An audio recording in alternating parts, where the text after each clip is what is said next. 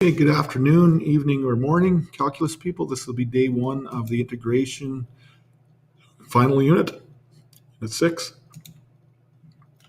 Okay, and we're just waiting for the Blackboard to open up, and I'm getting my preview. I'm going to keep this one short. I'm just going to go through the power rule for antiderivative, do 2 examples, and then give you some practice for this. This shouldn't be, there's one kind of more challenging type question, but it's not that bad. You have to use simultaneous solving that you first learned way back in grade 8 or 9. So that sometimes throws people. Sometimes they forget that you can use that technique. So what we're going to do today then is we're just going to introduce the integral or antiderivative. So this is day 1, unit 6, the last unit. And we want to try to get done in early June so that we're completely done and we have extra time if we need it in case people are spread out on the course. And what we're going to look at is the antiderivative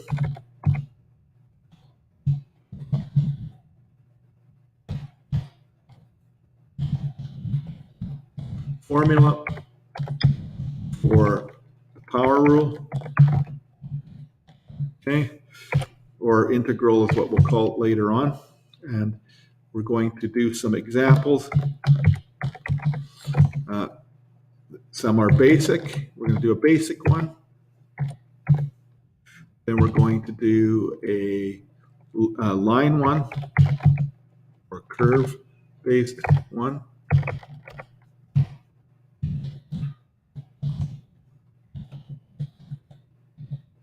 And finally, we'll do position, speed,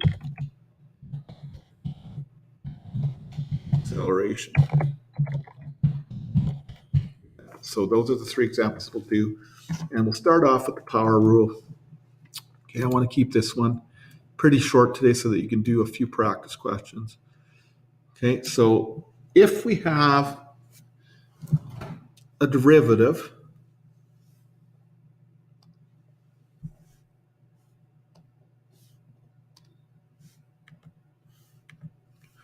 if we have y or f of x, whatever, y prime equals x to the n, then y equals, we got to do the opposite of what we did when we did before. Before we put the n in front, times it by n, and removed 1 power from n. So we're going to have to divide it by n and add 1 power to it. So divide it by n plus 1, because the n would have been the other number, and add 1 to the x power. So that's how you go backwards. But here's the key. You have to add a constant. There could be a number there, right? Remember when you're doing the derivative of 5 is nothing. So there's nothing here, but it could be 1, 2, 3, 4, 5. It could be any number. So we call that the constant, and we don't know what it is.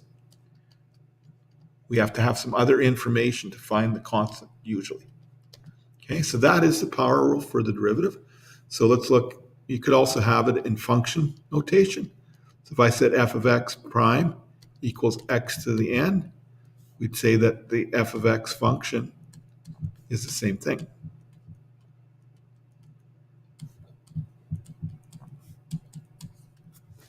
Okay, so either notation works. So let's do some basic examples first. Find the original function.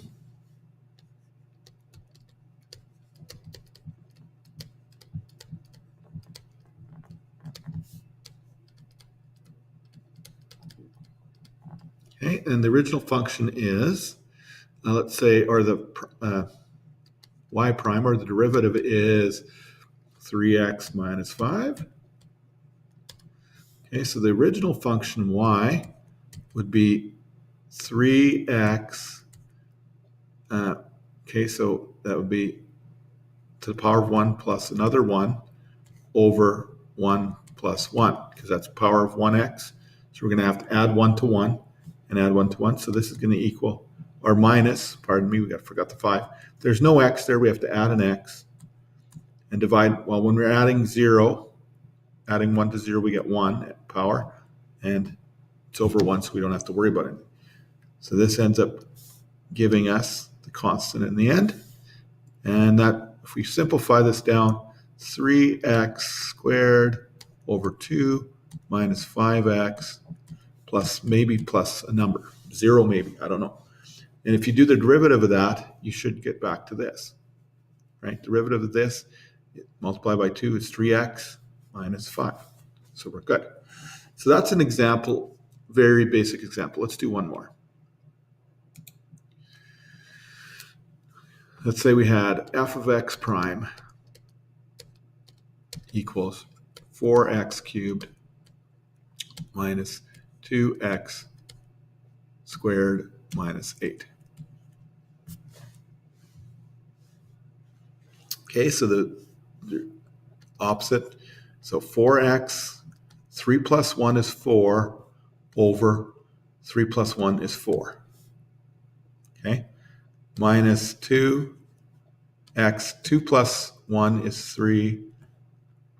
2 plus 1 is 3. Minus 8, 0 plus 1 is 1, so 8x. Plus the constant. Don't forget the constant. Okay, we can do some simplifying. Okay, I should put the proper symbol here.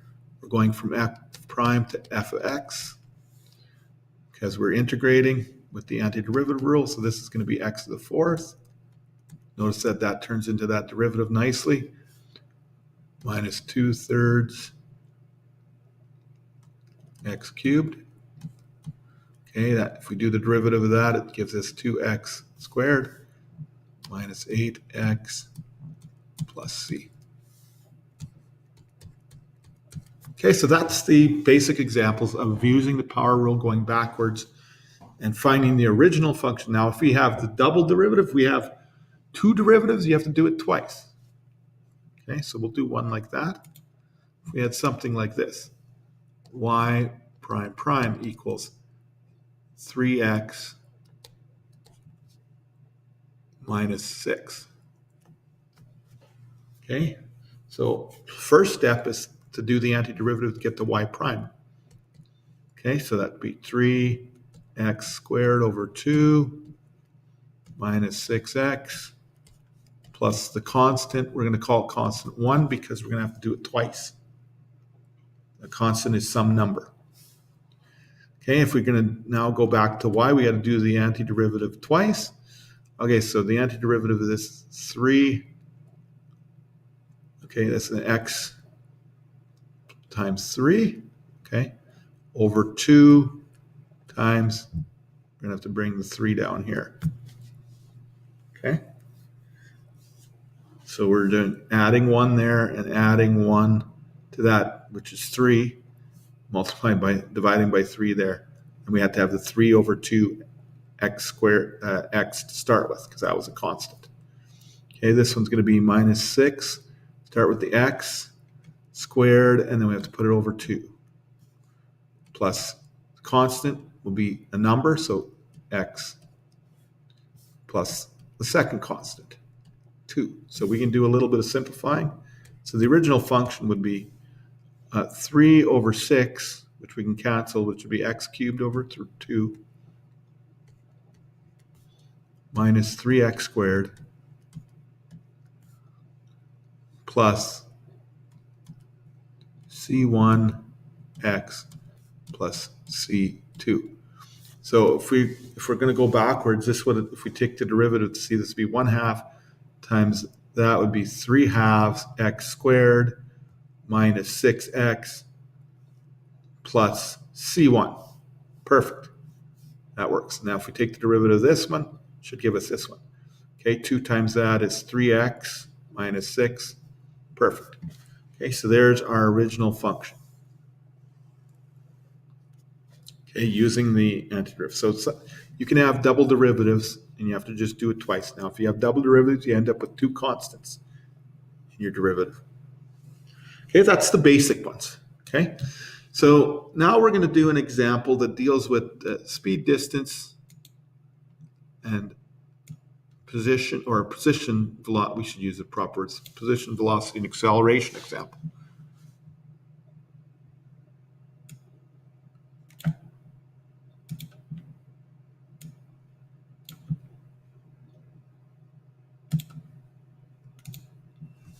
Okay, position, velocity, acceleration.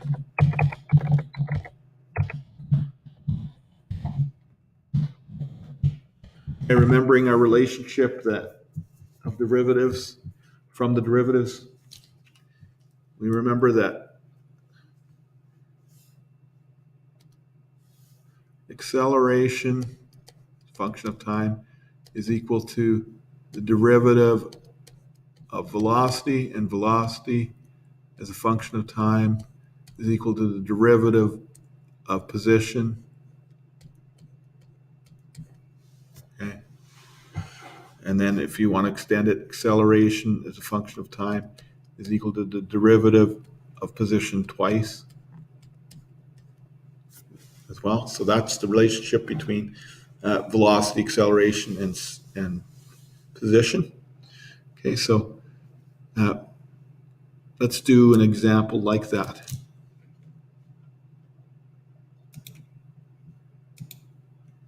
Okay. Find the distance function with the following information.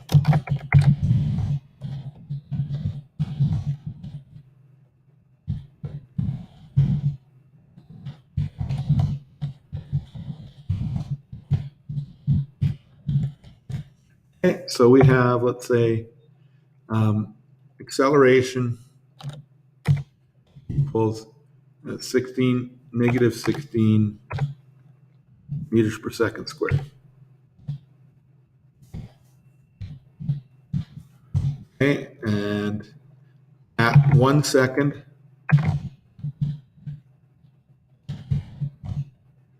the velocity is 28 meters a second. And finally, the distance is 62 meters at time equal 2 seconds.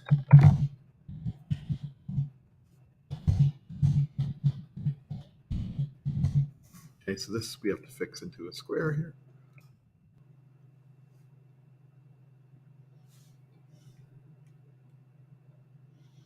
There it is. And a little bit of like brain block there. So we're going to need this. So the first thing we got to do is we got to take the acceleration and change it into a velocity equation. So we know that the acceleration, if we take the acceleration and we do the antiderivative, we'll get velocity. So we do the antiderivative of acceleration to get velocity. Okay, so antiderivative of velocity.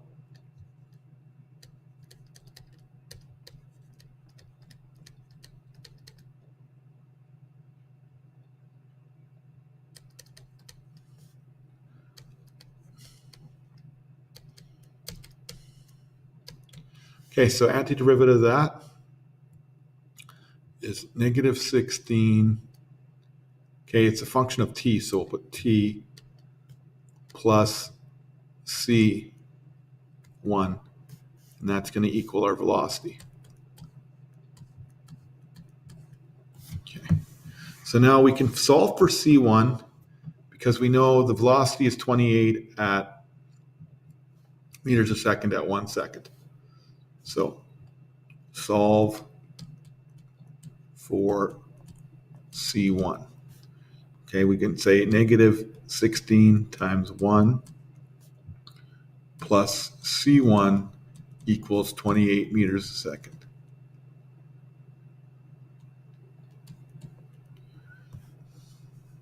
Okay, this will be meters per second squared times seconds, so that one of the seconds will cancel it. So this is negative 16 plus c1 equals 28. So c1 equals, adding 16 to both sides, 44. So the velocity function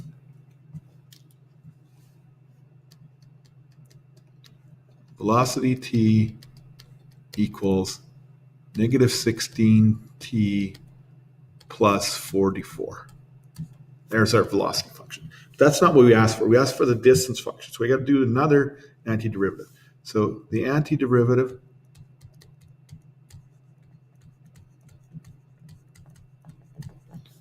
of Vt gives distance. Okay, so we'll take the antiderivative. So that's negative t, negative 16. Antiderivative is t squared over 2 plus 44t over 1 plus c2, we'll call it. Okay, so we could do a little bit of simplifying there, and that's going to equal our our dt, distance function. Okay, so we can do a little bit of simplifying. This is equal to negative 8 t squared plus 44t plus c2 is equal to the distance function, which you can put on this side if you want to, it doesn't matter. Okay, so what does it tell us about distance? The distance is 62 at time equal 2 seconds. So solve for t2, or c2. Next. Okay, so negative 8 times 2 squared plus 44 times 2 plus c2 equals 62 meters, according to what it said. So this would be negative 8 times 4, which would be negative 32, plus 88, plus c2 equals 62. Okay, add these two together on this side, that would be 56, I think. Plus c2 equals 62. So subtract 56, so c2 equals 6. So therefore, our distance function can be written as, okay, right there. Now we know what that is. Negative 8t squared plus 44t plus 6, and that's our distance function. Okay, let's check our time here. Maybe we won't be, maybe I'll, yes, that's 18 minutes. I'm going to do another example of, I'm going to do one off the assignment because of curves and of using curves and simultaneous questions. And then I will give you the assignment. Maybe I'll have to give you tomorrow to work on it. We'll see how long this takes. Okay, so that's a distance speed example. So let's do one more example today. Okay, let me just pause here for a second while I dig it up. Okay, dug one up here. So what we're going to do now is we're going to do an example of finding an original curve given the second derivative and points on the curve.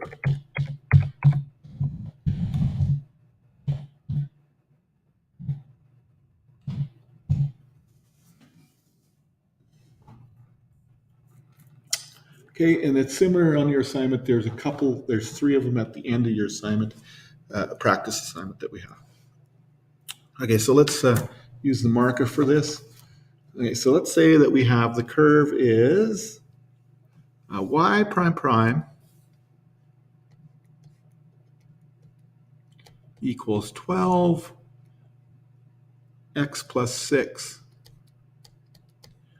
with the points 0, 1, and 1, negative 7 on the curve, on the original curve.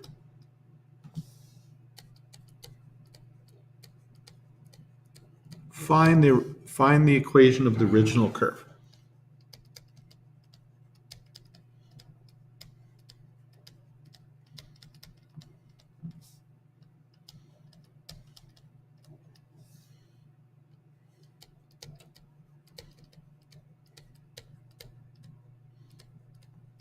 So this is what we're going to do. So the first step is to take the derivative, or sorry, the antiderivative of twice to get back to y. So step one, take the antiderivative.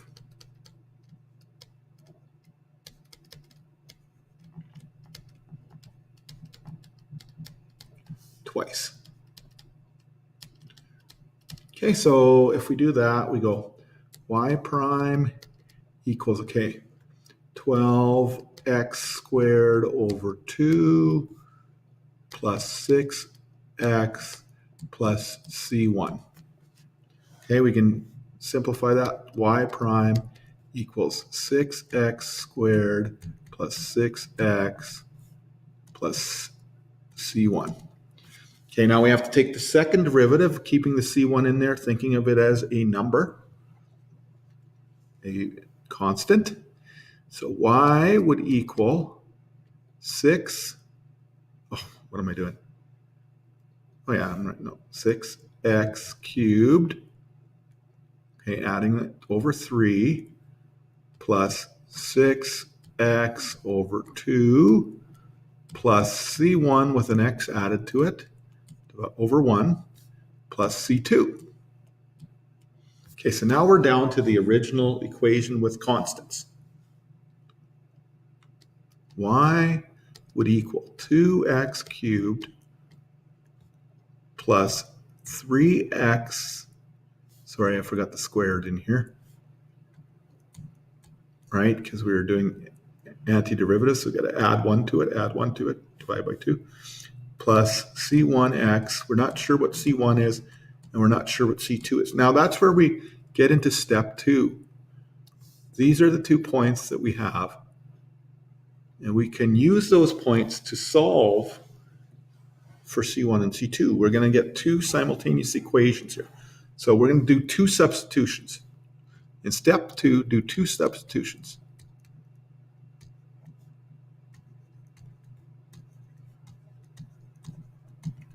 Okay, so let's do point 1 first. Point 1 is 0 and 1. So when y is 1, x is 0.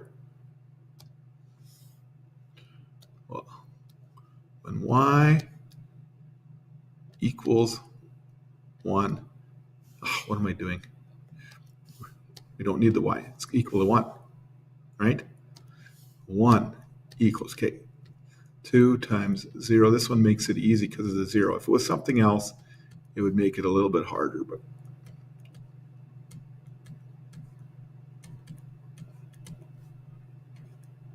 so we actually know what C2 is going to be. So C2 equals 1. Okay. And do the second substitution when y is 1, x, when y is negative 7, x is 1.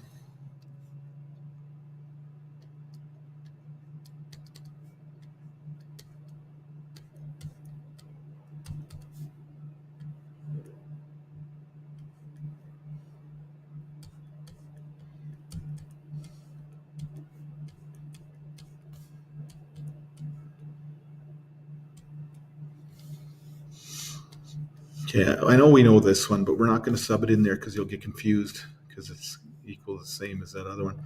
So this will be 2 plus 3 plus C1 plus C2. So negative 7 equals 5 plus C1 plus C2. So we're going to end up getting an equation here. We're going to get 2 equations. So we got to add, subtract 5 from both sides. Negative 12 equals C1 plus C2.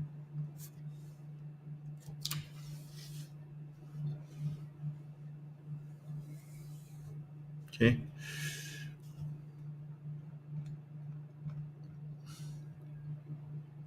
Okay, so now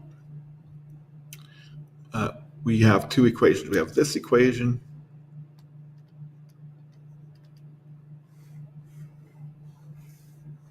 and this equation. Now this equation is simple already. So now we can solve this simultaneously. Now it's not always going to work out where C1 equals a number. It might be C2 equals 1 plus C1. So then you'll have to do simultaneous solving. So solve the two equations in step 3.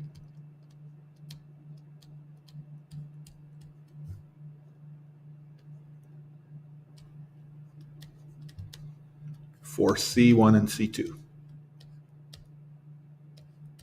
Okay, so now we know C2 is 1. So therefore, let's make sure I use the right equation here.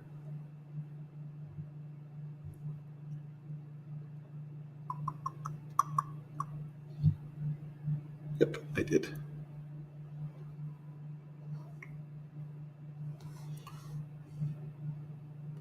Okay, so now we just solve the equations here. When we have this one here, C2, we know what it is, so we can plug it in. So take negative 12 equals C1 plus 1. C1 equals, what's that going to be, negative 13? Okay, and so our original equation all the way back here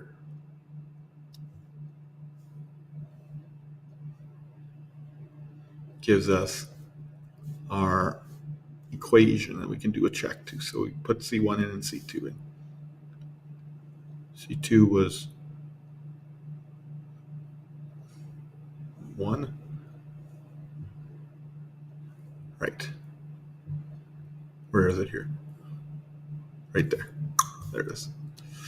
Okay, so, and then this one was there. So we had y equals, for our final curve, 2x cubed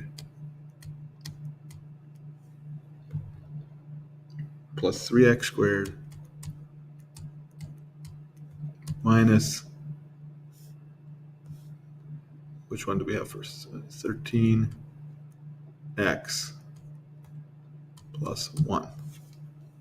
Okay, so that's our final equation. Now we can check it to make sure that we get the right. If we put in a 0, we get a 1. If we put in a negative or 1, we should get a negative 7. Okay, let's do that. 1 and a negative 7. So this would be 5 minus 13 plus 1. Right, if we put in a 1, that'd be 2 plus 3 is 5 minus 13, that's minus 8 plus 1. So that works out. Okay, if we put in a 0, we get a 1. So it looks like that is a plausible curve. Possible answer. Okay, so that's how you would do those. Now we're getting into about 30 minutes. So I'm going to give you the practice to do. Okay, probably you don't have to do all 10, and it has a solution. So you can work on practice with antiderivative. Do sum of the 10. Do like odds or evens.